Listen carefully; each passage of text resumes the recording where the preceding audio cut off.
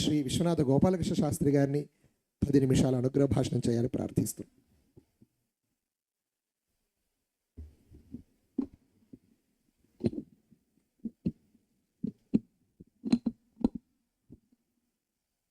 శ్రీ గురుభ్యో నమః. వక్తారమాసాద్య యమేవ నిత్యా సరస్వతీ స్వార్థ సమన్వితాసీత్ నిరస్త దుస్తర్క కళంక పంకా నమామితం శంకరమర్చితాంఘ్రిం శృతిస్మృతి పురాణానాం ఆలయం కరుణాలయం నమామి భగవత్పాద శంకరం లోకశంకరం. సదాశివ సమారంభాం శంకరాచార్య మధ్యమాం అస్మదాచార్యపర్యంతాం వందే గురుపరంపరాం. అపార కరుణాసింధుం జ్ఞానదం శాంతరూపిణం శ్రీ చంద్రశేఖర గురుం ప్రణమామి ముదాన్వహం. సభాయై నమః. గణపాఠి గారు అంటేనే మా అందరికీ వెంకటరామ సలక్షణ గణపాఠి గారు వెంటనే గుర్తుకు వస్తారు. వారి అశీతి జయంతి మహోత్సవం సందర్భంగా ఈ భవ్యమైన సమావేశం ఏర్పాటైంది. ఇది చాలా సంతోషం. ఒకటి, మంచి చెయ్యాలనే ఆలోచన ఉండాలి, చేయగలిగిన శక్తి ఉండాలి, చేసే అవకాశం రావాలి. అలాగా శ్రీరామ గణపాఠి గారికి పితృభక్తి, వేదబంధు భక్తి, ఆచార్యుల యందు భక్తి, వీళ్ళందరినీ కూడా దృష్టిలో పెట్టుకుని ఇలాంటి వైభవం చేసి విద్యార్థులకి ఒక ప్రేరణ, ఒక ఉత్సాహం ఇవి కల్పించాలి అనేటువంటి ఒక ఆలోచన ఈ కార్యక్రమానికి పూర్వరంగం. ఇప్పుడు సమయం చాలా తక్కువ కనుక గణపతి గారికి నా మీద ఉండేటువంటి వాత్సల్యం చాలా ఎక్కువ. మా నాన్నగారి మీద చాలా భక్తి ఉండేది. నాన్నగారి దగ్గరే నేను పరీక్ష ఇచ్చానయ్యా అని చాలాసార్లు కనిపించినప్పుడల్లా చెప్పేవారు.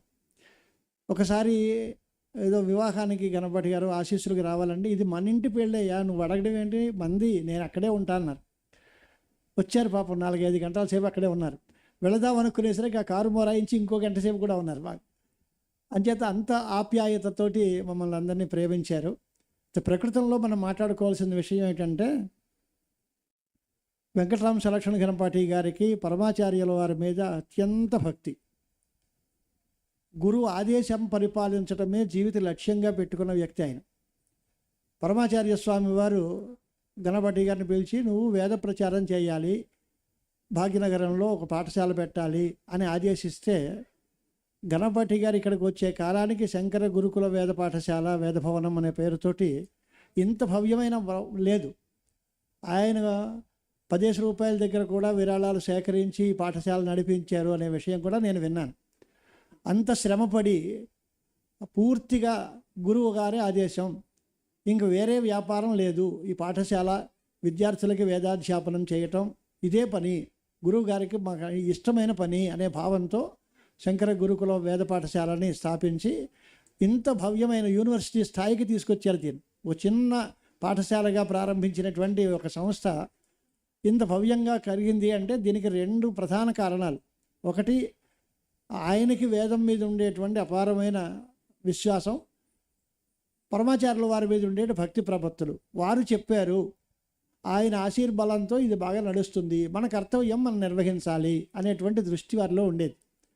దానిలో నేను ఇంత చేస్తున్నాను అనేటువంటి అహంభావం వారికి ఎప్పటికీ లేదు వారి మనసులో. మరొకటి ఈ సందర్భంగా జ్ఞాపకం పెట్టుకోవాల్సింది, వేద పాఠశాల అంటే తకమా చోట్ల వేదాధ్యాపనం చేసి వదిలేస్తున్నారు, ఏదో క్రమాంతం కొన్ని చోట్లలో ఘనపాఠం చెప్తూ ఆపేస్తారు. కానీ ఈ పాఠశాలలో ఆయన సలక్షణ ఘనపాఠి అవ్వడం వల్ల, వేదార్థ పండితులు అవ్వడం వల్ల ఇక్కడ ఉండేటువంటి విద్యార్థుల్లో మెరికల్ లాంటి విద్యార్థుల్ని లక్షణం బాగా వాళ్ళకి నేర్పించి సలక్షణ ఘనపాఠులుగా తీర్చిన ఏకైక పాఠశాల ఇదే కనిపిస్తుంది మనకి ఈ ప్రాంతంలో. తమిళ దేశంలో జంబనాథ్ గణపాఠి గారు వాళ్ళు ఉన్నారు, అది వేరే విషయం. మన దేశంలో ఈ ఆంధ్ర కానీ తెలంగాణలో కానీ లక్షణం చెప్పి సలక్షణ ఘనపాఠులను తయారు చేసినటువంటి వ్యక్తులు చాలా తక్కువ. ఇదే సందర్భంలో మన విష్ణుభట్ల సలక్షణ ఘనపాఠి గారు, వెంకటరామ ఘనపాఠి గారు, వీరందరికీ గురువులైనటువంటి రామస్వామి ఘనపాఠి గారిని మనం స్మరించుకోవాలి ప్రధానంగా. వారు వీడికి అందరికీ లక్షణం చెప్పి పరమాచార్యుల వారికి ఇష్టమైనటువంటి కార్యక్రమం ఇది, దీనిలో మనం ప్రచారం చేయాలి. మా దీక్షితుల గారితో కూడా మనం అనుకున్నప్పుడు ఒక 20 సంవత్సరాల క్రితం లక్షణం చెప్పేవాళ్ళు ఉంటారా అంటే ఏదో ఒకళ్ళు ఇద్దరు ఉంటారండి అనే పరిస్థితికి ఉండేది. ఇవాళ ఆచార్యాహ అనేటువంటి ఆచార్య శబ్దానికి వర్ణక్రమం చెప్పినటువంటి వాళ్ళ సంఖ్య సుమారు డజన్ దాటింది. ఇక్కడ ఇంతమంది సలక్షణ ఘనపాఠులు తయారయ్యారు అంటే వెంకటరామ ఘనపాఠి గారు, మా విష్ణుభట్ట సుబ్రహ్మణ్య దీక్ష సలక్షణ ఘనపాఠి గారే ప్రధాన కారణం. వారిద్దరి వల్లే ఈ లక్షణ ప్రచారం ఇక్కడ బాగా సాగుతోంది. దీనికి మూల స్తంభం రామస్వామి ఘనపాఠి గారు. వారి మీద ఉండేటువంటి అపారమైన గౌరవంతో, గురుభక్తితో వేదశాస్త్ర విద్వాన్ సభలన్నింటినీ కూడా దీక్షితులు గారు కానీ వెంకటరామ ఘనపాఠి గారు కానీ చేయడం చాలా చోట్ల ఉంది. అందరి మీద ఆప్యాయతతో పలకరించడం అనేది వారి ప్రత్యేకమైన నైజం. ఇలాగా విద్యార్థులకి అన్నం పెట్టి చదువు చెప్పి అసంఖ్యాకమైన శిష్యుల్ని తయారు చేస్తే వారిని కులపతి అని పిలుస్తారు అని ఓ మాట ఉంది. కులపతి అనేటువంటి మాట అంటే చాలామంది విద్యార్థులకి వారికి అన్నదానం చేసి వసతులు సమకూర్చి వారిని అధ్యయనం చేసి విద్వాంసులుగా తయారు చేయటం. ఇలాంటి వేదానికి అందరికీ కూడా ఆయన ఒక కులపతి స్థానంలో ఉంటే, వేదభవనం ఒక యూనివర్సిటీ అయితే దానికి ఆయన వైస్ ఛాన్సలరో అలాంటి లౌకికమైన మాటల్లో మాట్లాడుకోవాలి. కానీ అవన్నీ చాలా చిన్న విషయం వారి విషయంలో. నాకు ఆయనకి ఉండే అనుబంధంతో బాగా గుర్తుపెట్టుకోవాల్సింది ఏంటంటే, ఆయనకి నాకు పర్వతే పరమాణువు పదార్థత్వం వ్యవస్థితం అని ఆయనకి నాకు ఒకసారి ప్రెసిడెంట్ అవార్డు వచ్చింది. ఆయన నాతో చెప్పి, శాస్త్రి గారు మీరు మన ఇద్దరం కలిసి వెళ్ళాలి అని. అలాగేనన్నా అక్కడ కలుద్దాం. అక్కడ కాదు, నువ్వు రాజమండ్రి నుంచి హైదరాబాద్ వచ్చాయి, ఇక్కడ బయలుదేరి మళ్ళీ తిరిగి ఇక్కడికి వచ్చే వరకు మన ఇద్దరం కలిసే ఉండాలి అని. మన శ్రీరామ్ ఘనపాఠి కూడా వచ్చారు, వాళ్ళ సోదరుడు కన్నన్ ఘనపాఠి గారు వచ్చారు. మేమందరం ఇక్కడ హైదరాబాద్ నుంచి వెళ్ళి ఢిల్లీలో వెళ్ళి అక్కడ నరసింహం గారి ఇంటికి కూడా వెళ్ళి ఆ రాష్ట్రపతి గారు సన్మానం చేసినప్పుడు కూడా ఆయన చివరి మాట అదే అన్నారు, ప్రెసిడెంట్ గారితో మాట్లాడేటప్పుడు మన ఇద్దరం ఉండాలి, నువ్వు హిందీలో చెప్పు ఆయనకి అని. అంత ప్రేమ ఏముంది. ఆయన గొప్ప విద్వాంసులు, వేద పాఠశాల నడుపుతున్న విద్వాంసులు.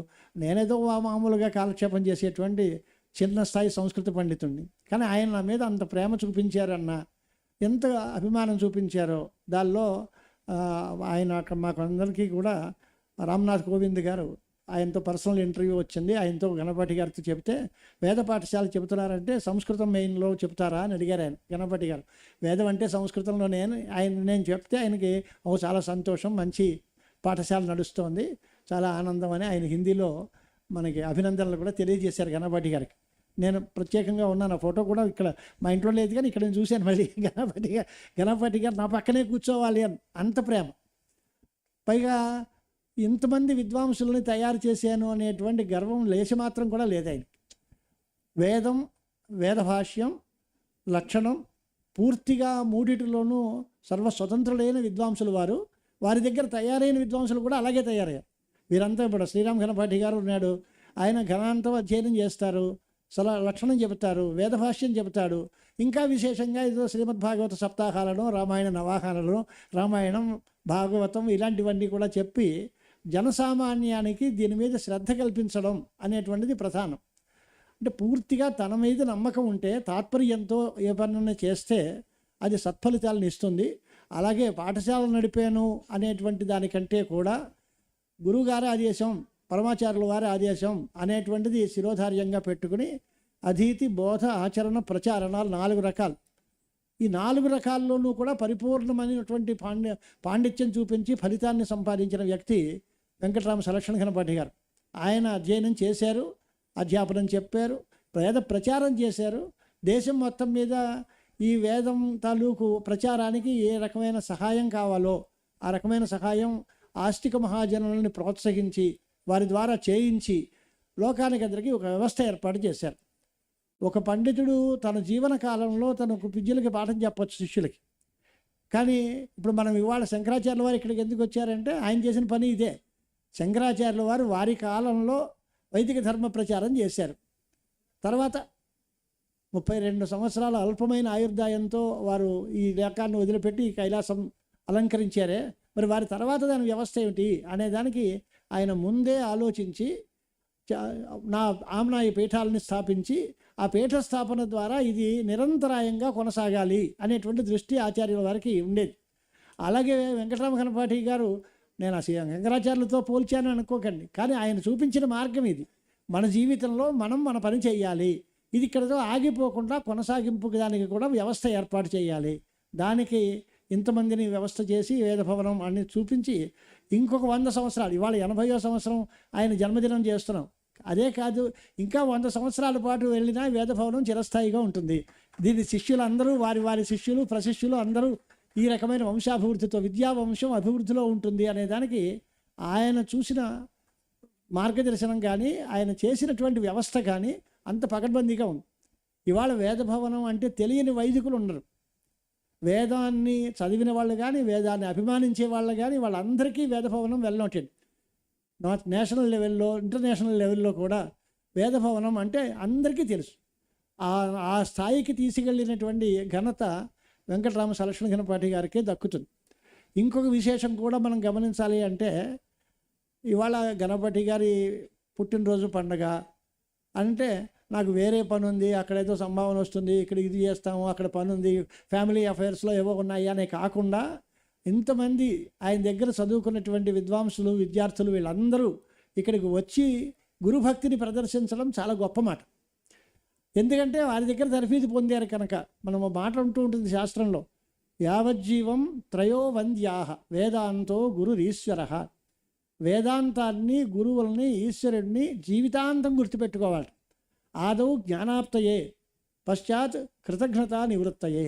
మొదట్లో రావడం కోసం గురుభక్తి అంటే గురువుగారిని సేవిస్తే విద్య వస్తుంది, దానివల్ల మనం బాగుపడతాం, అది స్వార్థం కొంత. కానీ అయిపోయిన తర్వాత చదువు చెప్పేసిన తర్వాత దత్తదక్షిణాకం యజమానం త్యజంతి అని భాగవతంలో కూడా ఉంది కదా. ఋత్విక్కులు యజమానుడికి దక్షిణ ఇచ్చేసిన తర్వాత వాళ్ళు వదిలేసిపోతారు. అధ్యయనం పూర్తి అయిపోయిన తర్వాత ఈ గురుకులంతో మనకి పని ఏమిటి, మనం స్వతంత్రులం, మన పండితులం అయిపోయాం అనే ఆలోచన కాకుండా అవి ఎప్పుడూ నిరంతరంగా మన జీవితాంతం స్మరించాల్సిన వ్యక్తి ఆయన. మన జీవితానికి ఒక సార్థక్యం కల్పించిన వ్యక్తి, వారిని మనం స్మరించుకోవాలి అనేటువంటి దృష్టి వీళ్ళందరికీ రావటం. వీరందరూ దానిలో అధ్యాపనం చేస్తున్న ఇప్పుడు వేదభవనంలో అధ్యాపకులు చాలామంది ఇక్కడ విద్యార్థులే ఉండటం, ఆయన దగ్గర చదువుకున్నటువంటి వాళ్ళందరూ ఇక్కడ కాకపోయినా